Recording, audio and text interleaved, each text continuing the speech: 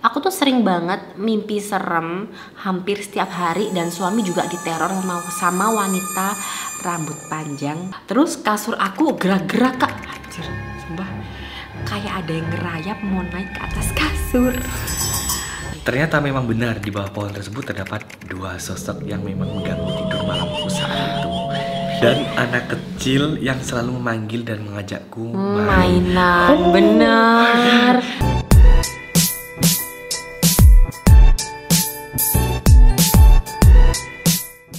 Hai, kita always here. Ketemu lagi sama kita berdua di sini. Kalau malam Jumat lalu kita habis upload tentang cerita horor yang kita alamin. Benar. Dedi alamin di rumah alamin. Jadi kali ini kita mau menceritakan sesuai janji yang di video itu. Kita bakal menceritakan cerita horor dari teman-teman yang pastinya juga bikin bulu kuduk merinding. Gitu. Kita spesial banget buat nggak pakai baju hitam karena di sepanjang full video ini bakal ada banyak jump scare. Benar.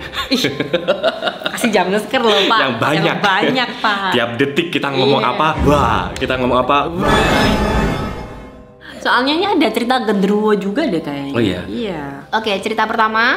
Ini kita samarin semuanya ya namanya. Tuh, nah itu ya. Ini ada apa namanya? Ada namanya gitu. Jadi, aku dan suami tuh nemetin rumah bibi yang udah 12 tahun kosong. Wih, 12 tahun kosong. Masih awal-awal tuh biasa aja nih ya, karena rumah kan udah direnovasi juga. Jadi ceritanya rumah bibinya tuh udah direnovasi guys. Namun 12 tahun nggak ditempatin. Udah kosong, benar. Tapi setelah 2 tahun tinggal di sana, kita memutuskan untuk pindah karena kita itu lagi pindahan tempat jualan. Itu mungkin cari yang lebih deket gitu kali ya. Nah, pas kita mau pindah ke rumah yang baru, aku tuh sering banget mimpi serem hampir setiap hari dan suami juga diteror sama wanita rambut panjang tanpa badan. Kepala tok ya. Seminggu mau pindah, aku tuh sering banget diteror juga sama di loteng kamar mandi seperti ada wanita yang gendong bayi dan ada the jumping candy di pojokan gudang. Sumpah itu mau pindah berarti? Iya tuh mau pindah. Berarti Gila. waktu dia di situ tuh aman-aman aja. Ketika mau pindah mereka baru diteror. Sumpah terus? Gitu. Terus merinding. Nah, waktu hari H pindah nih ya, pas matiin lampu, abang ipar aku melihat banyak banget penghuni di sana yang kesenengan nih kalau rumahnya kosong lagi. Merinding banget. Sumpah. Tapi wanita yang rambut panjang itu ngikutin kita sampai sekarang di rumah baru karena dia senang banget lihat wajah suamiku. Jablay juga ya hantunya.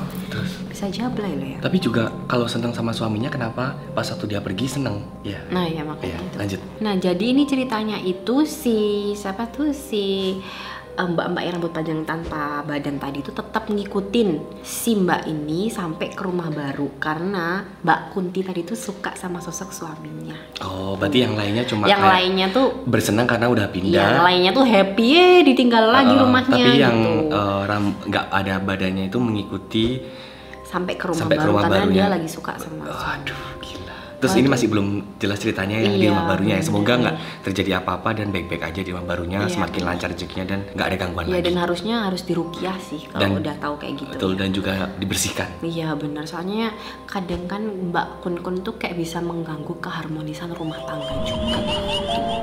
Apalagi yang gatel-gatel kayak gitu ya. Pelakornya bukan di dunia nyata ya. Iya. Ini lebih serem loh Pak, pelakornya di dunia ini, dunia perhantuan. Oke, sempat di awal di spill tadi ada sosok genderuwo. Aku mau ceritain ceritanya. Kebetulan 3 hari itu dia lagi melo-melonya. Gara-gara di pojokan kontrakan itu rumah aku itu ada genderuwo. Nah, suami yang lihat dia jelas tepat jam 1 malam kemarin. Gila. Terus untungnya aku nggak lihat dan dia jahil pol.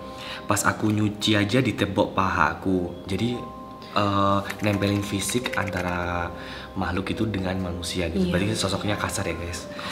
Gitu. Terus alhasil 2 malam itu tidur aku tuh nggak nyenyak sama sekali. Semalam udah minta tolong sama temen suami buat mindahin, katanya udah aman. Tapi hati ini masih kayak ada perasaan dak-dikduk gitu karena masih ngerasa masih belum pindah atau masih kebawa suasana yang sebelumnya gitu. Jadi yang tahu tuh suaminya dan istrinya juga kebetulan Pernah di ih nggak lucu ya Nggak lucu. di genderuwo lagi. Dan genderuwo tuh juga bisa kayak menyerupai sosok suami juga. Oh iya bener-bener ya. Itu serem banget sih. Kayak cerita yang bener atau enggak yang sempat beredar kayak melahirkan anak sosok gitu nggak sih? Itu beneran nggak sih guys? Menurut Coba gimana? kalian komen deh kayak misalnya anak genderuwo itu bener ada atau emang cuma itu ngada-ngada atau mitos cuma ya sekedar atau viral aja. Iya benar. Gitu. Kayak gitu kayak bersetubuh sama genderuwo gitu itu bener atau enggak gitu ya? KKN dong Bu. Itu mah ular Pak, KKN Pak. Jadi sebelum aku nikah, aku itu tidur di kamar sendirian. Karena aku nggak bisa tidur kalau ada cahaya, alhasil setiap kali tidur lampu di kamar itu harus mati semua. Sumpah gelap. Ada yang tidur tipe gitu ya? Gelap Bener-bener gelap gitu. Tapi kalau kita gelap harus ada kayak minimal satu lampu kecil lah ya. Ya kalau kita gelap nanti kalau mau nyium hidung keliru pantat Bu. Minimal ada ini ya sembur-sembur. Iya sembur-sembur lampu lah ya. Lalu suatu malam ketika aku baru aja merem sekitar 2 menitan, telinga tuh masih denger kok kalau ada orang tua aku ngomong di ruang TV gitu. Jadi kayak samar-samar kayak masih denger kayak kita masih perpindahan dari melek ke tidur gitu loh guys gitu. Tapi tiba-tiba badan aku tuh nggak bisa gerak. Oh ketindihan nih. Iya tindihan kayak minta tolong teriak-teriak itu nggak bisa bangun. Dengan posisi badan aku tuh miring ke kanan gitu. Terus kasur aku gerak-gerak Kak. Anjir, sumpah. Kayak ada yang ngerayap mau naik ke atas kasur. Gerakan kasur makin kencang, serasa kayak ada seseorang yang duduk di ujung kasur aku. Sebab aku bisa bayangin sih. Beberapa saat kemudian badanku bisa digerakin. Dan alhasil waktu badan digerakin, akhirnya aku pindahlah posisi jadi terlentang. Tiba-tiba pas terlentang dari atas plafon kamar aku, oke, hati-hati ada jump scare. Ada pocong yang jatuh tepat di hadapan muka aku dengan mulut menganga. Sumpah. Shit. Dan saat itu aku nggak bisa teriak, aku cuma bisa nangis Kak. Dari kejadian itu aku nggak pernah dibolehin orang tua aku buat tidur sendiri. Nah ini nih kalau lampu bener-bener mati, nggak ada cahaya, takutnya kayak gini nggak sih? Pas kayak pocong tuh. Menurut kamu itu halusinasi atau emang beneran real? Kan, keduanya sih ya. Soalnya kadang transisi mau tidur itu kadang kayak gejala-gejala kayak mau masuk itu kayak kadang kita mau ditindihin kayak kayak perdebatan antara kita sama apa tuh jiwa kita dan juga yang sana gitu. Ini Dedi ini alumni sarjana mantan ini sering ketindihan ya. Sering ketindihan banget gitu ya. Dulu waktu di rumah. Kemarin terakhir ya belum sempat ceritain ya yang itu ya ketindihan. Oh yang di rumah. Oh, ya, boleh ceritain dong Mbak ceritain. Jadi menyambung sama itu kayak cerita ketindihan tuh sebelum tidur kan ada transisi di mana kita tuh apa tuh namanya kayak ada nama istilah ilmiahnya gitu kan. Antara mau tidur ini transisi terus ke tidur. Nah transisinya itu kadang sosok-sosok gitu tuh selalu masuk sebelum kita ke arah tidur. Ke arah tidur ke deep sleep-nya. Kalau kita gitu kan. udah masuk sini udah aman. Tapi kalau kayak masih gitu itu udah masuk. Paham kan ya guys? Paham. Terus kayak itu ada sosok bener-bener di sebelah kulkas tuh kayak jumping candy.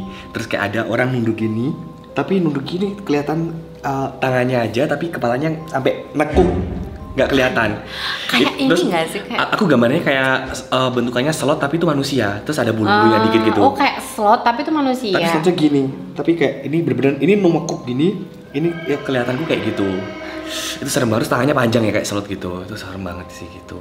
Jadi tapi kalau yang itu tadi ketindihan dengan langsung dilihatin jatuh jumping candy dengan mulut menganga iya kayak dari atas gitu kan, nggak lucu banget. Tapi selama di rumah baru kita juga nggak pernah ketindihan. Jadi ini yang sering itu kebiasaan kalau tindihan jam 10 jam 11 ke atas ya. 12. Oh 12 ke atas betul ya. Dengan aku muter murotal gitu aman semuanya gitu. Lanjutannya. Nah ini nyambung ya lanjutannya yang tadi ya. Terus sehari setelah aku pun menikah, aku tuh diajak suami buat tidur di rumah orang tuanya Kak. Oh jadi diajak ke rumah mertua ya ceritanya ya. Nah posisinya nih ya rumah mertuanya tuh lagi kosong karena mertuanya tuh lagi tinggal di luar daerah tersebut gitu katanya. Terus pas tengah malam suami ini kebangun mau keluar ke kamar mandi. Tuh aku nggak suka deh tengah malam kamar mandi kayak gini. Dengan posisi sadar dan pintu kamar terbuka, ada pocong yang berdiri di depan pintu kamar yang terbuka. Pocong itu berdiri dan aku cuma bisa nangis dan gak bisa teriak, kayak nge-freeze gitu. Oh gitu, jadi bisa bayangin ya gitu. Tapi sekarang alhamdulillah setelah diajak suami merantau tinggal di luar daerah, nggak pernah dan nggak mau lagi deh ngalamin hal kayak gitu. Tapi aku tuh emang lagi sensitif dengan hal seperti itu. Jadi dia tuh kayak punya indera keenam gitu emang. Gitu sih. Tapi kita sendiri pun kalau mau pipis ke kamar mandi itu kita tuh nunggu di atas jam 3 tau. Kayak mau subuh gitu loh. Kalau misalnya jam 2, jam 1 kita tuh kayak mau kamar mandi tuh kayak aduh ntar aja deh gitu, toh juga ngeblet banget gitu. Jadi ntar kayak misalnya jam 3:15 atau jam 3:30 tuh kita baru ke kamar mandi gitu. Kalau dia di kamar mandi kalau misalkan perasaan aman tenang kawan pun kamar oke mandi sih aja sih ya. gitu. Lanjut ceritanya, ini waktu kecil itu sekitar umur 3 tahun atau 4 tahun gitu kurang ingat, yang cerita mamaku sendiri gitu. Memang mama ada kelebihan khusus dapat melihat beberapa makhluk halus. Singkat cerita, setiap malam sekitar jam 2 subuh aku tuh selalu minta gendong dan selalu merengek minta dibukakan jendela depan jam 2 subuh. Kebetulan tetangga depan rumah memiliki pohon jambu yang cukup besar dan tinggi, yang benar-benar pas sekali kalau buka pintu atau jendela itu langsung lihat pohon View-nya itu langsung pohon jambu yang gede berarti, gitu ya. Aneh ya, masih anak kecil. Pohon jambu tuh tempatnya Mbak Kun loh. Masa sih? Iya. Kalau pisang? Pisang poci. Iya nggak sih? Ternyata memang benar di bawah pohon tersebut terdapat 2 sosok yang memang mengganggu tidur malamku saat itu. Aku. Apa sosoknya? Kata mama, sosoknya itu adalah seorang wanita berambut panjang, oh my god, dan anak kecil yang selalu memanggil dan mengajakku mainan. Bener. Berarti anak Udah, kecil, iya bener. Anak kecil itu anaknya itu atau orang lain ya, Mom? Tapi harusnya anaknya Mbak Kun itu sih. Sumpah. Makanya nggak usah nanam pohon jambu guys, nggak usah. Terus kalau misalnya pengen jambu, kalau yang punya ladang jambu beda beda ya. Itu mungkin banyak ya kuntinya.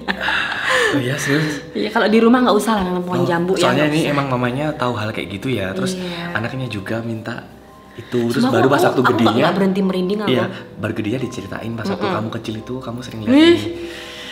Gitu. Ya sekarang kalau dinalar deh jam 2 pagi minta gendong, minta dibukain jendela. Ih. Terus. Bukan hanya di malam atau subuh aku diganggu mereka, tetapi di saat makan, dimana setiap jam makan aku selalu diajak bercanda dan main, sehingga nggak fokus buat makan.